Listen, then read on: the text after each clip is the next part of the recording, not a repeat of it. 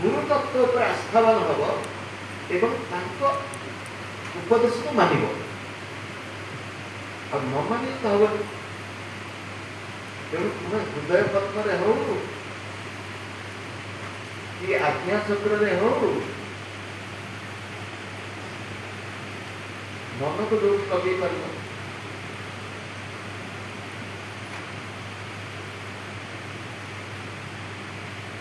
गीता पारायण किपरि करिबा दयाकरी मार्गदर्शन करନ୍ତୁ।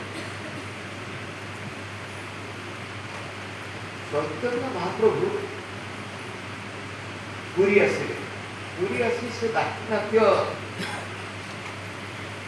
भ्रमण रे गले दाक्षिणात्य जीवर मूल उद्देश्य थिला जने बंधुटीए पाइले अनेक लोक से बंधु पाखे गले पाइले अनेक लोक भावती सी होती चैतन्य महाप्रभु शिष्य से प्रकृत शिष्य नुहति बंधु सी से दाक्षिणात्य ओडिशार गजपति प्रशासक थिले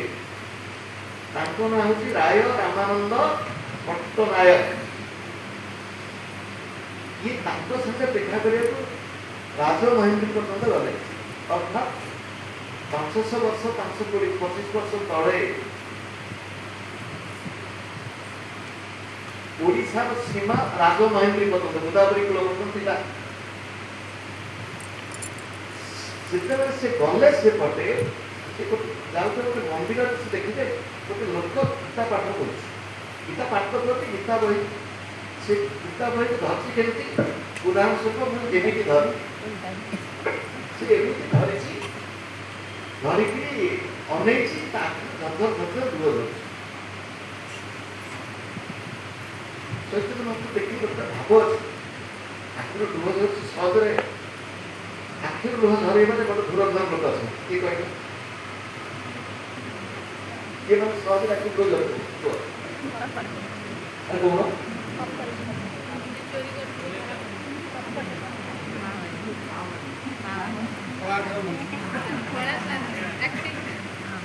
एक अभिनेता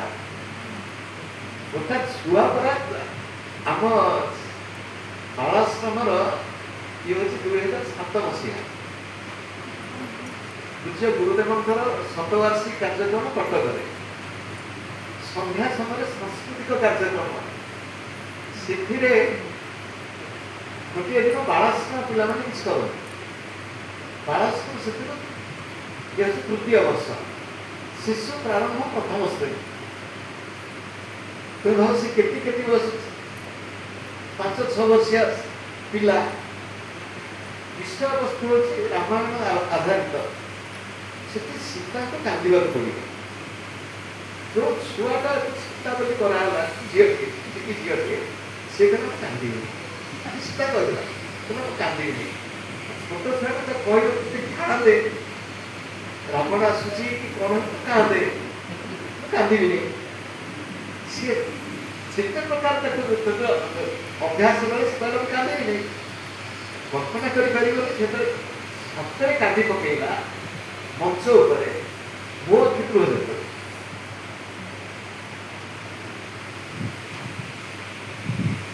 अभिनेता अभिनेत्री कांदी पकाए आउ कांदार धुरंधर होती एपटे बसुआ लोक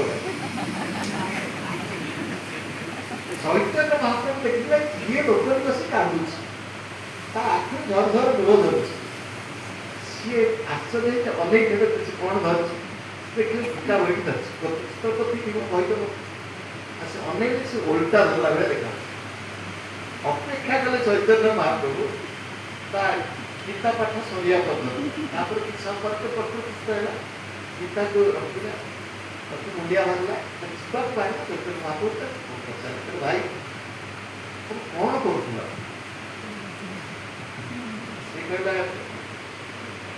गीता देखु चैतन्य महाप्रभु हुए तो भाभी गीता बही के पिला गीता देखु सी कहले तुम बहीटा को उल्टा कर धरदेल सी कहले मुझे ये बही गीता देखु देली ମୁଁ ଦେଖୁଥିଲି କୁରୁକ୍ଷେତ୍ର ଯୁଦ୍ଧ, ଯୁଦ୍ଧ ଭିତରେ ଦୁଇ ସୈନ୍ୟଙ୍କ ଭିତରେ ରଥରେ ଭଗବାନ ସ୍ୱୟଂ ବସିଛନ୍ତି, ଅର୍ଜୁନ ଅଛନ୍ତି ଏବଂ ଭଗବାନ କହୁଛନ୍ତି ଭକ୍ତି ମାର୍ଗରେ ଲୀଳା ଦର୍ଶନ ଅଛି, ତା ଭିତରେ ସେ ଅବସ୍ଥା ଚାଲି ଆସିଛି। ସିଏ ଆଖି ଖୋଲା ଅଛି, ଆଖି ବନ୍ଦ କରିକି ନୁହଁ, ବହି ଅଛି ଧରିଛି, କିନ୍ତୁ ସେ ଦେଖୁଛି ବହି ନାହିଁ କି ଆଉ ଲୋକ ନାହିଁ ତ ମନ୍ଦିର ନାହିଁ, ସିଏ ଆଖି ଆଗରେ ଦେଖୁଛି ଭଗବାନ। ମୁଁ ଯେତେବେଳେ ପ୍ରଥମ ଗୀତା ପଢିବା ଆରମ୍ଭ କଲି, ସଂସ୍କୃତ ପଢିନଥିଲି, ବ୍ରତ ଘର ବି ହେଇନଥିଲା, ଆଉ ଯାହା ପଢିଥିଲି ଆଉ କହିଲି ନା ଗତକାଲି 1968 ମସିହା 68 ମସିହା ଜନ୍ମାଷ୍ଟମୀ ହରିଜନ୍ମ ଆମ ପିଲାଦିନ ଜନ୍ମାଷ୍ଟମୀ କହୁଛି ହରିଜନ୍ମ, ଯାହାର କହୁଛି ହରିଜନ୍ମ ମୁଦ୍ରେ କିଛି ଢୁକିଲା, ଆଜି ଉପବାସ ରହିବି ଆଉ ଗୀତା ପଢିବି, ଉଠେଇ ଗାଧେଇ ପଢିବି ଆଉ। ତେଣୁ ଯେତେ ପାରାୟଣ ବିଧି ସବୁ ଧରନି ଶ୍ରଦ୍ଧାର ସହିତ କର। ମୋ ପରିବାରରେ ପ୍ରତ୍ୟେକ କିପରି ଗୀତା ପାଠନ ଆରମ୍ଭ କରିବି, ଏଟା ସବୁଠୁ ଭଲ ହେଉଛି ଭଗବତ ଗୀତାଙ୍କର ଗୋଟିଏ ସମ୍ପୂର୍ଣ୍ଣ ନିରପେକ୍ଷ ବ୍ୟାଖ୍ୟା। ସିଏ ହେଉଛି ସ୍ୱାମୀ ଶ୍ରୀ ରାମକୃଷ୍ଣ ଦାସଙ୍କର ସାଧକ ସଞ୍ଜୀବନୀ ଟୀକା, ସରଳ ବ୍ୟାଖ୍ୟା, ଜୀବନ ଉପଯୋଗୀ। ସେ ଗ୍ରନ୍ଥ ଖଣ୍ଡେ ସଂଗ୍ରହ କରିବେ, ସବୁଦିନ ରାତିରେ ଗୋଟିଏ ଶ୍ଲୋକ ପଢ଼ିଥାନ୍ତି, ସମସ୍ତେ ଏକାଠି ଶ୍ଲୋକଟି ଉଚ୍ଚାରଣ କରି ପଢ଼ିବେ, ଜଣେ ପଢ଼ିବ ଅନ୍ୟମାନେ ପାଳି ଧରିଦେବେ, ସମୟ ଗୋଟିଏ ମିନିଟ୍ ଭିତରେ ହେଇଯିବ, ବାକି ଗୋଟିଏ ଶ୍ଲୋକ ପଢ଼ନ୍ତୁ, ଅନ୍ୟମାନେ ଶୁଣନ୍ତୁ, ଯଦି ଦରକାର ପରସ୍ପର ଟିକେ ଆଲୋଚନା କରିଦେବେ। ଅତି ଆପଣ ଯେଉଁ ପ୍ରଶ୍ନ ପଚାରୁଛନ୍ତି ଶୁଣି ବଡ଼ ଅତ୍ୟନ୍ତ ଆନନ୍ଦ, ଆପଣଙ୍କ ଭିତରେ ବିଚାର ଅଛି। ପିଲାମାନଙ୍କ ମଧ୍ୟରେ ଗୀତା ପ୍ରତି ରୁଚି କେମିତି ବଢ଼େଇ ହବ? ମୁଁ କଲେଜ କଥା ଥାଏ, ଚଣ୍ଡିଖୋଲରେ ଜଣେ ମହାପୁରୁଷ ରହୁଥିଲେ, ତାଙ୍କର ସନ୍ଥ ଭୈରବାନନ୍ଦ ବ୍ରହ୍ମଚାରୀ। ତାଙ୍କୁ ପଚାରେ, ତାଙ୍କୁ ସ୍କୁଲ ପଢୁଥିଲା ବଳି ଯାଉଥିଲେ, କିନ୍ତୁ କଲେଜ ପଢୁଥିଲା ବେଳେ ତାଙ୍କୁ ପଚାରେ, ସ୍କୁଲ ପଢୁଥିଲା ବେଳେ ଯାଉ ଯାଇକି ବାବା ରାମ ରାମ, ସେ ରାମ ରାମ କହିଲେ, ସେ କ'ଣ ଟିକେ ଥିବ ସେ ଦେବେ, ପୁଣି ଦୌଡ଼ିକି ଆସି ବାବା ରାମ ରାମ, ପୁଣି ଟିକେ ଥିବ ଦୌଡ଼ି ଆସି ବାବା ରାମ ରାମ, ତ କହିଲେ ଆମେ ଚକୋଲେଟ୍ ହଉ କି ଯାହା ଟିକେ ଥିବ ସେ ଦେଇଛନ୍ତି, ପୁଣି ଦୌଡ଼ିକି ଆସି